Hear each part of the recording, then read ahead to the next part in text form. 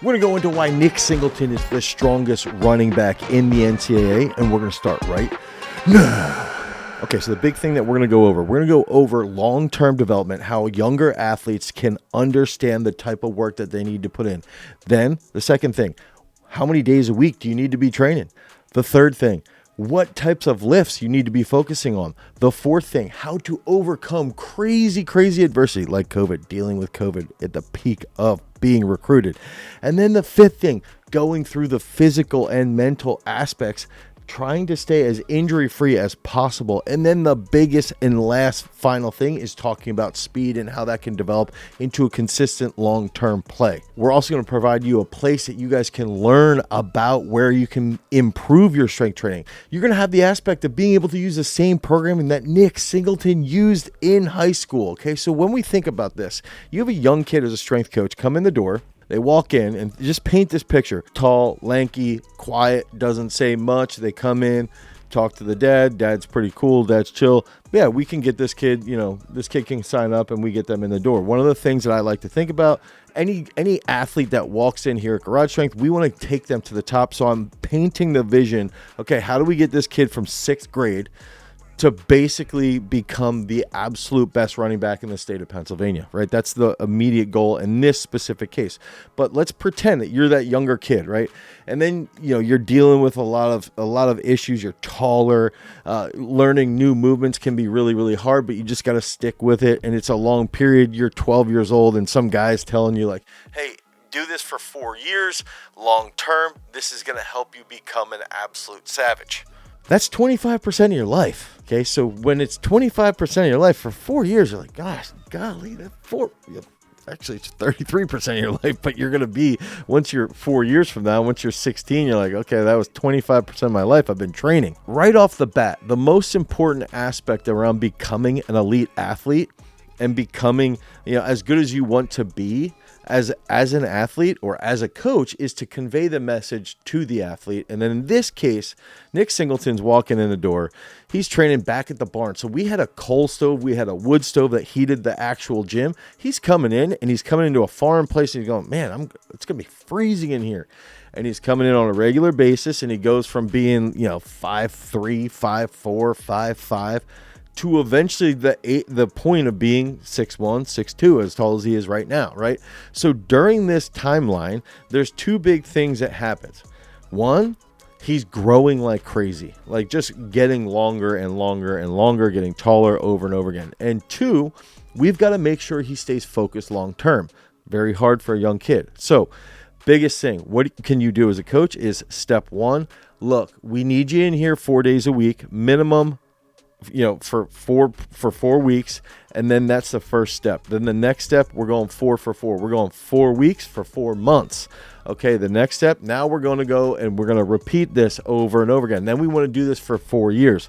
So it's really 4 days a week for 4 weeks, 4 days a week for 4 weeks for 4 months, and put that on repeat. You're just consistently reminding an athlete, we need this long-term commitment. And by the time Nick was at the end of 8th grade, Nick had probably trained more than anyone else had trained from the time they were in 9th to 12th grade. And this is an absolute guarantee because the kid would come in 4 days a week all of the time before he was even in 9th grade, which is also why he started as a freshman at running back. Here's the other aspect, okay?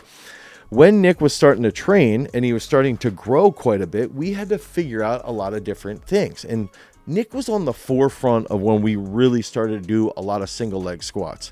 And I noticed that when he would be single leg squatting, it was a little bit easier to strengthen his legs, and he would still have a really good pull on his clean. He would still have a good pull on his power snatches. And we could see that, all right, if we can train him in the single leg squat, typically what I'm noticing is that it's a little bit easier as he's growing taller and it's still transferring over, and it seems as though his jumps are improving. And we've got a video where he's doing jumps with Sam Mattis, who's now a 2-time Olympian. At the time, he hadn't been to the Olympics yet. And he's doing hurdle hops and stuff. I think DJ's even in the video. And that's the crazy part at the time, is that now we could see what type of jumps he was doing. We could see the time that he would take on the ground in between those hurdle hops was a little bit longer. But as he progressed through, we started to see this stuff improve. So the first aspect is that 4 for 4. Show up 4 days a week for 4 weeks for 4 months. Okay. Second aspect, try to figure out as the athlete is growing what type of lifts they can use without having some crazy movement. Also, be patient with the growth. Okay. In the case of Nick, he would be doing things like cleans and you'd see him jump forward a lot. So what had ended up happening is that we got him to the point where, like, okay, hey, when we're cleaning, we don't want you to move your feet. We want you to keep your feet in place, and you can plantar flex, but then you just put your heels back down. So then as he's growing and he's changing, instead of having some days where you jump forward, some days he'd be jumping backward, now we got him into this groove of where he can just keep the pattern the same and he can stay connected with the ground.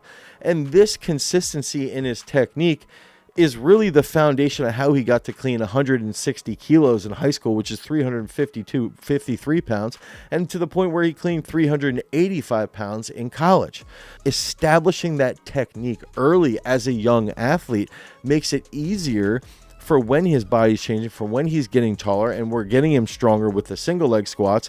Now it makes it a little bit simpler. And then on top of that, we can improve his technique because we're relating everything back to that 4 for 4.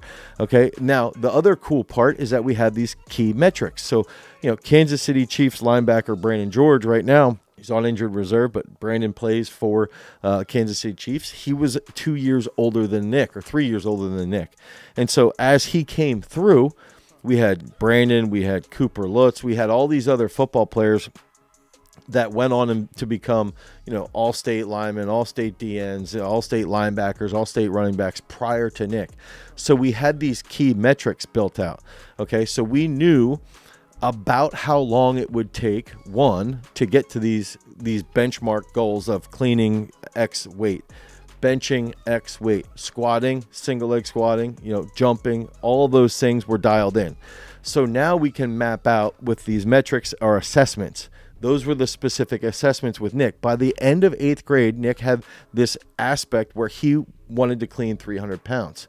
End of 8th grade, he cleans 290 pounds. He could bench press over 300 pounds by the end of 8th grade. So as he's getting in to be a freshman, he's benching 300 plus pounds. By the end of his freshman year, he back squatted 500 pounds for reps.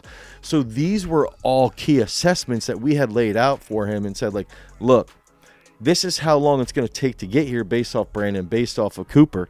This is where we need you to be with these key assessments. We need your single leg squat. We need your back squat. We need your clean to here. We need your front squat to this point. We need your bench press to this point, so that by your freshman year, we know that you're going to be starting at running back. And then as that also builds in, we knew he was getting on the field. We knew he was doing sprint work, and we knew that he was also, here's a big one, doing his mobility. He would come in and he would take yoga classes. My wife was doing yoga at the time, and he would do yoga here at Garage Strength. Once we moved to this facility here, he would do yoga out on the turf just to make sure that he was staying as mobile as possible. Okay, so those are some real key consistent developments. So we're looking at the long-term consistency. You got to go 4 for 4. Okay, that's what we're building out with this storyline. The next thing, we got these key assessments. Okay, we have the key assessments, cleans. These are the movements, and these are the cleans, the squats, the back squats, the single leg squats, the bench press, the broad jump. Those are the movements that we use to build out their training.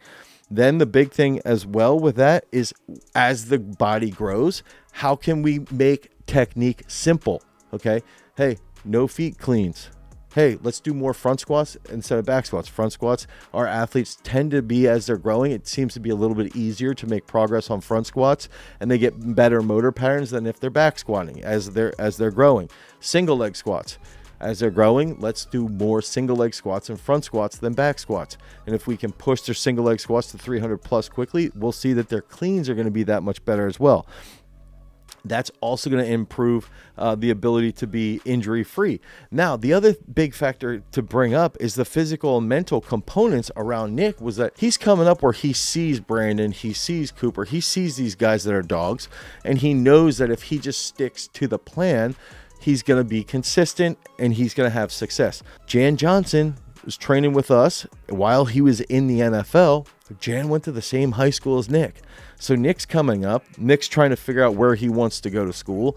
Jan's in the gym here at Garage Strength. Jan's here, had played at Penn State. And Jan's sort of just saying to Nick here and there, like, hey, check out Penn State. Hey, make sure that you keep hitting these front squats. Hey, make sure you're doing your sprints. Hey, make sure that you're squatting heavy, benching heavy, right? So he's helping him along the way, to the point where as Nick's starting to get recruited by a lot of these Power 5, Power 4 schools, it's a little bit easier to figure out where you want to go. And he's at the same time seeing what Jan's doing in the weight room, how his workout split set up. So we would have a leg day on day 1. We'd have an upper body day on day 2. We'd have an athlete day on day 3 where we do a lot of jumps and a lot of like speed type stuff. Then day 4, total body work. So now we're breaking that down. We're setting that up. That's what we're doing inside of Peak Strength. So with Nick's programming, Nick was on the forefront on how we documented and kept everything that we possibly could, kept that as organized as well as we possibly could. Nick's the forefront of our single leg roller. These things were built around him and setting him up for the best level of success.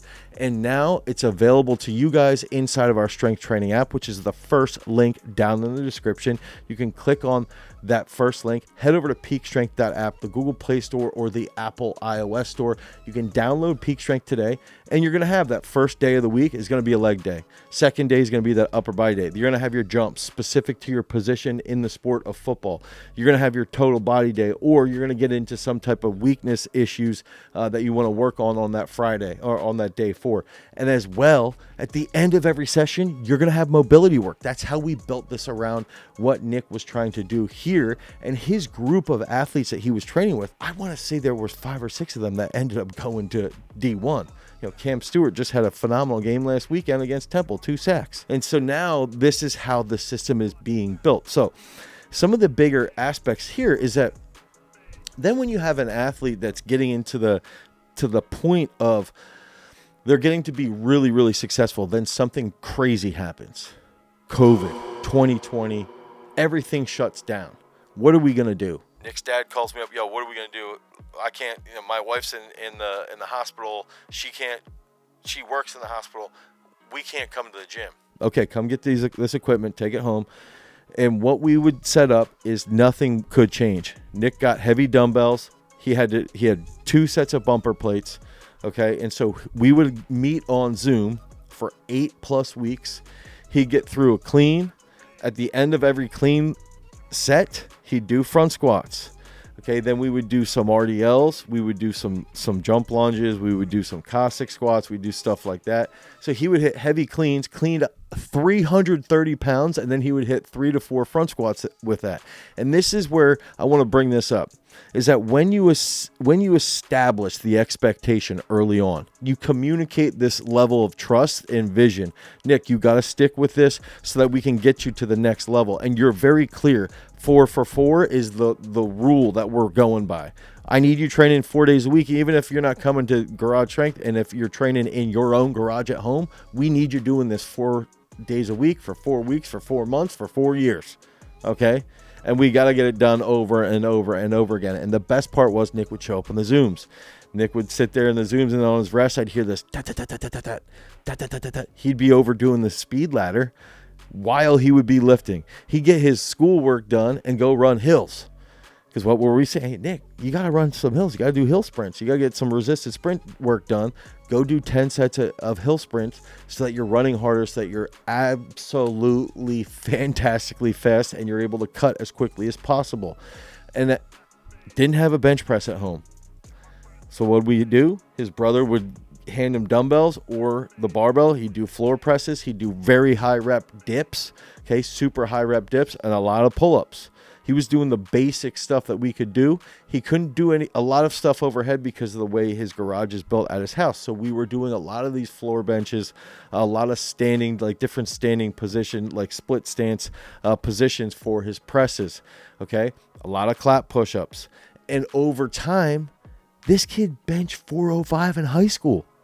So when you see that type of commitment, it comes back to the fact that he never stopped working. The plan was set, the expectations were shared, the vision was upheld, and you had to trust into the system. Now, the other thing here is that as he's become the best running back in the NCAA, right? And as last year against Notre Dame, what do you have? 130 yards, 3 touchdowns, just absolutely was on fire in that game. When you look at Nick's development now at Penn State, where I'm privileged is that Nick will come home, he'll come and train for a week, 10 days on end, and then he goes back to Penn State, is that we can see the type of progress he's made since being under, Coach Losey and being there and going through all of those different, sessions that they have. And then I can try to do my part here and break down his jumps, very specific. We can see how well he can change direction. We can see what are his single leg jumps like versus his bilateral jumps, because that's a big component with being a running back. How well is he changing direction? We can see all of these different things happening and offer some ways to mobilize his hips a little bit more.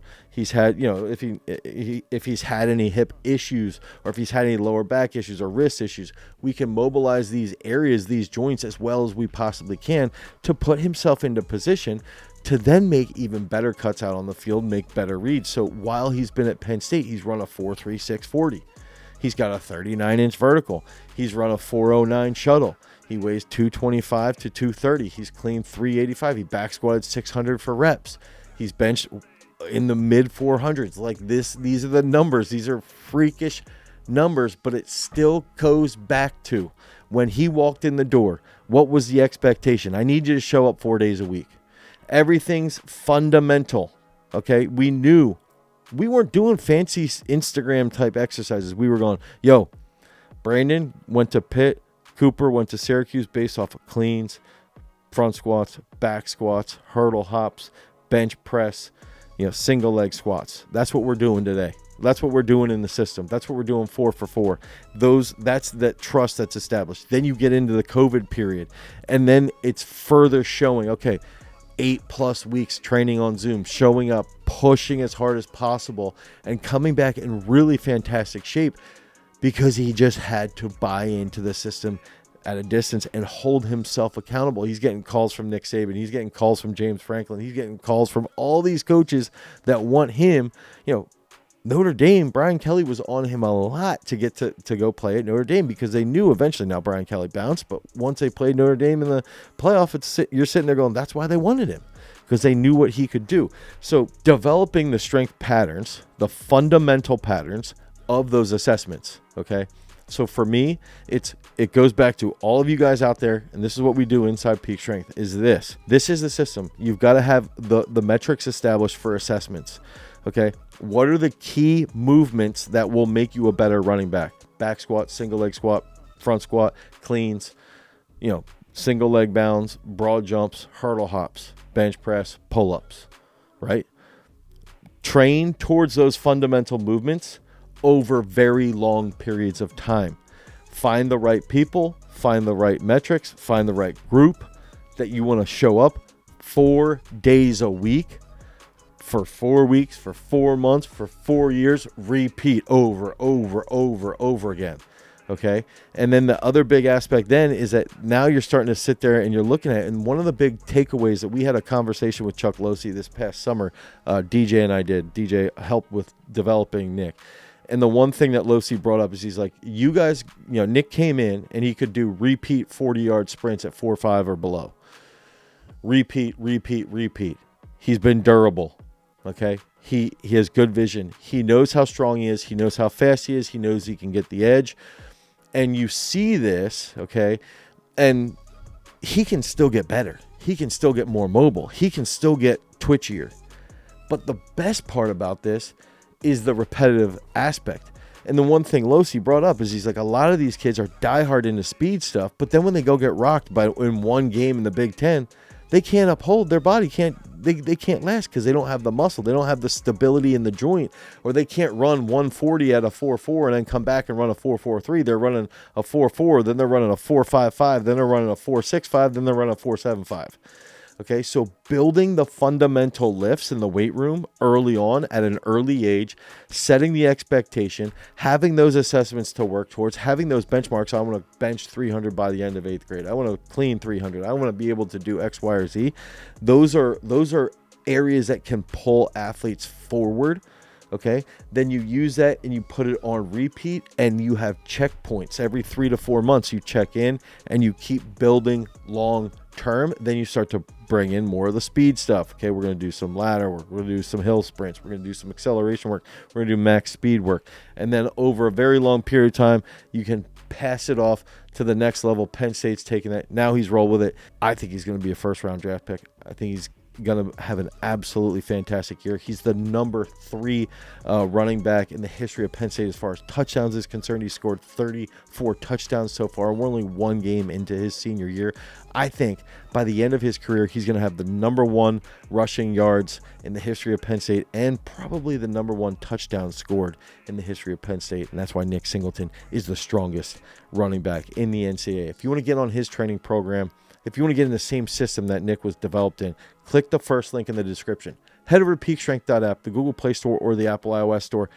Select football. You're going to train for football. Okay? Then you select the sport that you're training for. Get in there. Hold yourself accountable to train 4 days a week for 4 freaking years. 4 days a week for 4 years, 4 days a week for 4 years. Hold yourself accountable to get to that next level, and you're going to be looking back and things are going to be completely different. If you like content like this, click on this video right here, because remember, freaks, if you want to become a champion, you've always got to cultivate your power. Peace.